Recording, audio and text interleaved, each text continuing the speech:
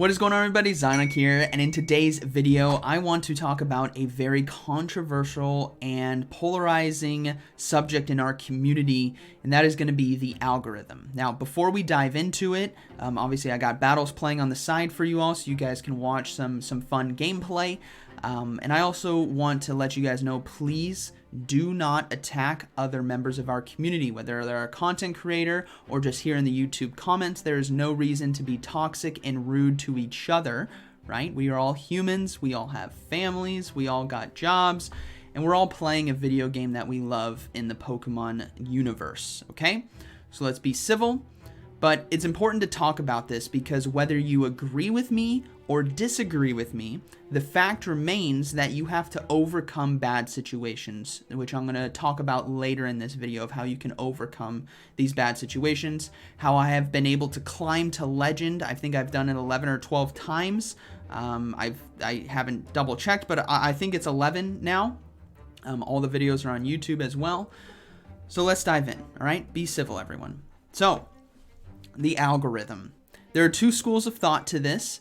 The first is that you are paired based on your rating. Let's say your rating is 2,350, right? You're going to be facing off against other trainers around that ELO rating range. So that could go down into the 2200s, it could go up to the 2400s, but ultimately it's going to be in that range. Now that doesn't mean you're going to be you won't face off against someone who is a legend, for example. They could have the symbol, the rank. There's a difference between rating and rank.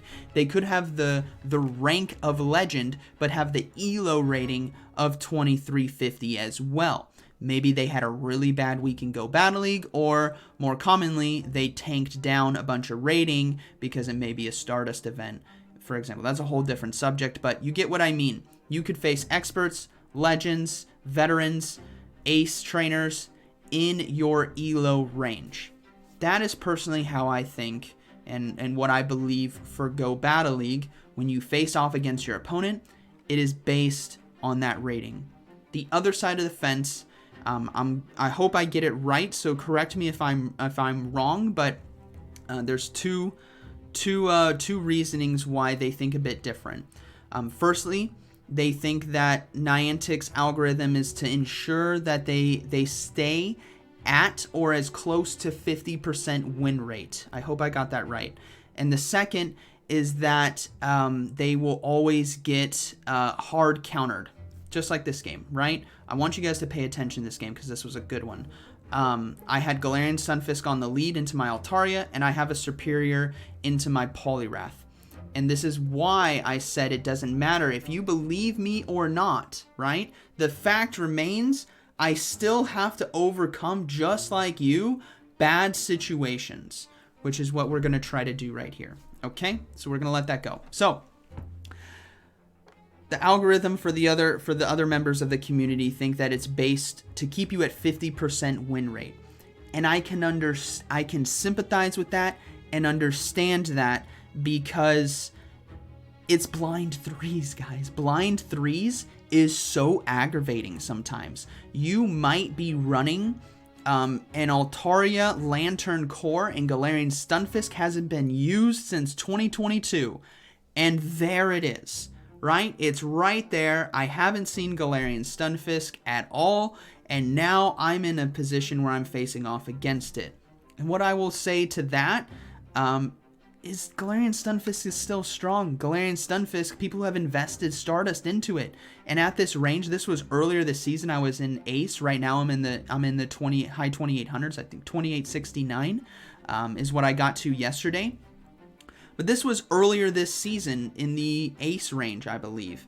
And a lot of trainers have Galarian Stunfisk. It's good in this meta. So just because I'm facing off against it doesn't mean that Niantic purposefully paired me against it here. But what it does mean is that I have to overcome. And like you guys see right there, I'm able to catch an Earthquake. I'm able to utilize skills that I have in order to overcome bad situations. And we do have a Mantine swap in, so this is looking to be a good game regardless. Yeah. Blind threes is tough, guys. If you guys look at the win rate of Play Pokemon Tournament players, or back in the day Sylph, which is what I did, I only Shoutcast Play Pokemon, but I can understand a lot of trainers there have a much higher win rate than others. So let's take a look at reference of my Sylph days. In Sylph, which is Team 6 format, right? And a specialty cup where you know the Pokemon that are in the meta. You bring 6 Pokemon to the tournament. You get to see your opponent's team, and they get to see yours. And then you do a best of 3. That's what happens in the Play Pokemon 2. It's best of 5s in the championships, right? But regardless, you see the Pokemon. My win rate then was 88% in Season 2. That's leaps and bounds above what I have in Go Battle League for all time, which is 57%, I believe. And the 57%, I think, ultimately comes down to just being able to overcome some bad situations. You guys saw that game right there. You saw it play out right in front of you. Galarian Stunfisk into Altaria, Serperior into Poliwrath, and we were able to overcome with good strategy and good skills. Catching a charge move, right? The Earthquake. So that is how you guys can overcome these games. There's skills, which this game has. You guys might not believe me that there are skills, but they are. If you guys have been stuck in ace range, and I'm specifically talking to the ace trainers here, because if you've gotten to veteran and gotten close to expert, then you can hit expert and you can hit legend. If you've hit expert, you guys can hit legend. Like, if you are at 2750 right now or near, you are literally 2 days of good sets away from legend. That's it. There's really no difference between an expert and a legend. It's just having a good streak. But for those who have been stuck in ace and haven't been able to climb, there are skills that you guys can learn in this game to get better. It's energy management. It's team reading. It's fast move counting, knowing how many fast moves a Bastiodon takes to get to the charge move. It's 7 smackdowns to get to the flamethrower and the stone edge. You could be hit for a whirl if they have flash cannon, but odds are they don't. You gotta know those things and know them across all Pokemon. Having that knowledge, and it would help if you start with the dense meta, right? So something like Annihilate, Skarmory, Gligar, Lantern, Azumarill, these kinds of Pokemon which are very popular. You want to know the counts for their moves so that you know how much energy you have, because basically you don't get to see what's on their screen, but you do if you know the count, right? So yeah, we could decide to swap into the Altaria here to catch the charge move. But you guys understand what I'm coming from with the fast move timing here. And as you guys can see, this was a tough game, but I was able to come back. My opponent did a great job right there. Thankfully, I predicted them trying to catch. But energy management, right? There's also team building. Team building is a big one, everyone. As you guys can see with this team, I'm running an ABB formation. There are basically 2 schools of thoughts when it comes to teams. It's going to be ABB and ABA. ABB means that you run something like Altaria double water. Altaria being able to hard cover grass type Pokemon because of the dragon and flying defensive typing, along with Sky Attack as a super effective move.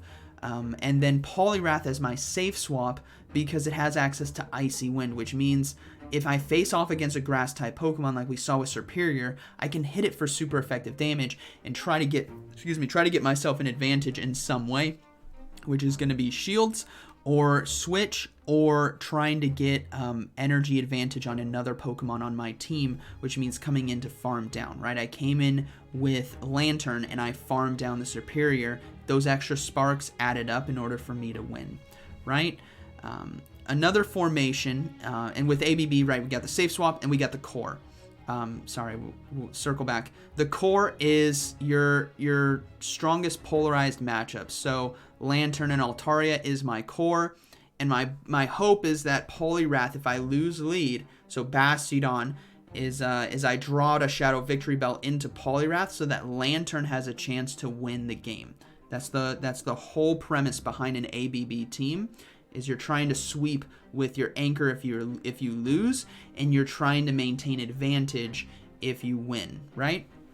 An ABA team is somewhat similar to that, but it's more of sacrificing your lead Pokemon in order to have your other A win. So an ABA formation. This might be something, for example, Dugong, Bastiodon, and let's say Annihilate, for example. Dugong on the lead and Bastiodon share a common weakness to fighting, right? They're extremely weak to fighters. They're also weak to Lantern, potentially. But Dugong and Bastiodon have coverage to that, whether it's Drill Run or Stone Edge. This is a great example of drawing out the Shadow Victory Bell, right? Obviously a tough matchup to overcome, but I can get myself an advantage in some way. So the ABA team is making sure that your Dugong, if it faces off against the hardest counter, so say you face off against a Medicham on the lead or a Poliwrath, you just stay in that matchup and get it down as low as possible, come in with your Annihilate, and then odds are your Bastiodon's going to do pretty well against their backline because most teams are ABB formed, right? So those are the two team strategies. So you want to be building your teams in that sense to make sure that you have a strategy. Now, when it also comes to the Pokemon that you use, it's very important that you understand what the meta is. The meta this season, it's shifted a bit. It started off with Poliwrath being extremely popular and Medicham really falling off to Medicham's really not used. And we have seen far more Whiscash, Skarmory, Bastiodon, Shadow, Victory Bell teams, and Annihilate has started to become popular. So teams like that. So let's talk about the Whiscash, Skarmory, Bastiodon, Shadow, Victory Bell.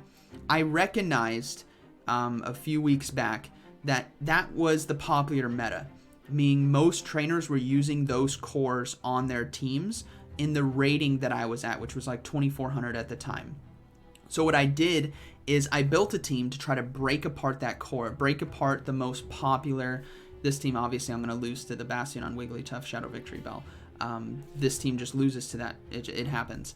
But I'm trying to break apart the most popular cores. So I had the Defense Form Deoxys and Talonflame, and those two together, because Defense Form Deoxys does extremely well against Bastiodon, and it can do well against Whiscash, and Talonflame does extremely well against Skarmory and Shadow Victory Bell. So by having that core, I was able to overcome most of those teams and just steamroll my way through rating, and I utilized Shadow Dragonair as a safe swap because of how popular Lantern and Whiscash were, and people were safe swapping Lanterns and Whiscashes, which was just beyond me. But that team did very well. So you're going to build a team with a strategy. So all of that put together, I know I rambled on, all of that put together is what's going to allow you to climb. Finding a team that works, understanding energy management, understanding move counts from your opponent, being able to team read based on what they have or the choices that they're making. All of that can allow you to begin to climb. And it doesn't matter if you believe that the algorithm is making you stay at 50% or if it makes you just paired against your rating. We all still have to overcome tough battles. And for the other side, we're trainers fighting each other, right? For the other side, if you have a positive lead matchup, you want to try to maintain that as best as possible. So it's tough, and I can understand that people think that Niantic wants you to lose, wants you to stay at 50%. But ultimately, we have seen the things that Niantic has made in this game, and I don't think there is an evil algorithm to make you stay at 50%. Otherwise, everyone would be, right? Otherwise, everyone would be at 50%, and we're not. Trainers are able to climb. Trainers are able to move out of Ace. They're able to move up. Yes, you have to use popular meta Pokemon. Yes, you could use unique spicy Pokemon, but they have to be able to break apart the meta. That is the whole point. You can't just run whatever. You can't just run a Scyther, a Kricketune, and a Snorlax because they're your favorite Pokemon. You're going to get steamrolled by a lot of popular teams. So if you're going to run something spicy, it needs to have a purpose. It needs to have a target in order to hit. So I hope that helps. I know people are probably still gonna disagree with me, and that's okay. If you guys want to believe that the algorithm is making you stay at 50%, by all means do it, but please understand that if that is your viewpoint, then you can beat the algorithm. Does that make sense? Like, you can overcome those bad situations with good skills, with good team building, and with a good knowledge base of this game. And I highly encourage you to invest some time in order to learn that and do that, because that's when the game really gets fun, right? The game gets very, very fun when you know what's going on, when you know everything happening on the battlefield. You understand where your win cons are, you understand when to throw, when not to throw, when to shield, when not to shield. It becomes very fun and very intense to play that type of game. So I hope you guys enjoyed this video. I hope you guys enjoyed the battles over there. Some of them were pretty good, others of them maybe not so good. But yeah. And again, guys, be civil, please, down in the comments. But ultimately, this is just a video to help people understand what's actually happening in Go Battle League, and that you can overcome bad situations, right? So hope you guys enjoyed today's video, and like always, thank you for watching, and I'll see you in the next one.